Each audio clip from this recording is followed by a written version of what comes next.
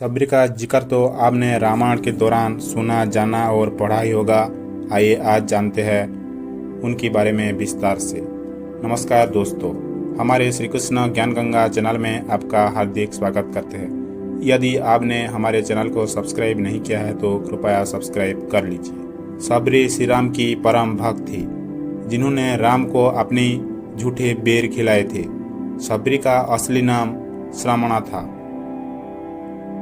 वह भील समुदाय के सबर जाति से संबंध रखती थी। इसी कारण कालांतर में उनका नाम सबरी पड़ा। श्रमणा का विवाह एक भील कुमार से तय हुआ था। विवाह से पहले कोई 100 पशु बलि के लिए लाए गए, जिन्हें देख श्रमणा बड़ी आहत हुई। यह कैसी परंपरा! ना जाने कितने बेजुबान और निर्दोष जानवरों की हत्या की जाएगी। इसी कारण सबरी विवाह से एक दिन पूर्व भाग गई और दंडकारण्य में पहुंच गई।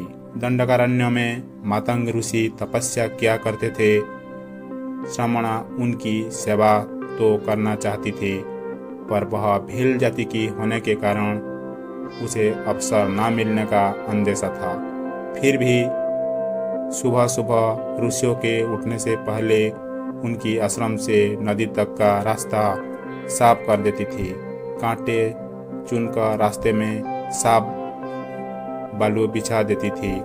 यह सब वो ऐसे करती थी कि किसी को इसका पता नहीं चलता था।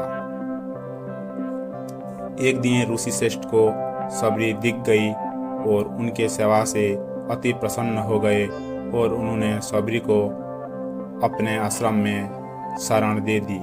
जब मातंग का अंत समय आया तो उन्होंने सबरी से कहा कि वे अपने आश्रम में ही भगवान राम की प्रतीक्षा करें, वो उनसे मिलने जरूर आएंगे। मातंग ऋषि की मौत के बाद सबरी का समय भगवान राम की प्रतीक्षा में बीतने लगा। वह अपना आश्रम एकदम साफ रखती थी। रोज राम के लिए मीठी बेर तोड़कर लाती थी। बेर में कीड़े ना हो और वह खट्टा ना हो, इसके लिए वह एक एक बेर चख कर तोड़ती थी। ऐसा करते करते कई साल बीत गए। एक दिन सबरी को पता चला कि 2 सुंदर युवक उन्हें ढूंढ रहे हैं। वो समझ गई कि उनकी प्रभु राम आ गई है। उस समय तक वह वृद्ध हो चली थी, लेकिन राम के आने की खबर सुनते ही उसमें चुस्ती आ गई और वह भागती हुई अपने राम के पास पहुंची और उन्हें घर लेकर आई और उनकी पाँव धोकर बैठाया।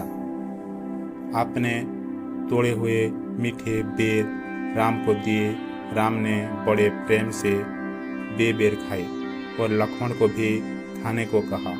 लक्ष्मण को झूठे बेर खाने में संकोच हो रहा था। राम का मन रखने के लिए उन्होंने बेर उठा तो लिए, लेकिन खाए नहीं। इसका परिणाम यह हुआ कि राम रावण युद्ध में जब शक्तिबाण का प्रयोग किया गया तो वो मूर्छित हो गए।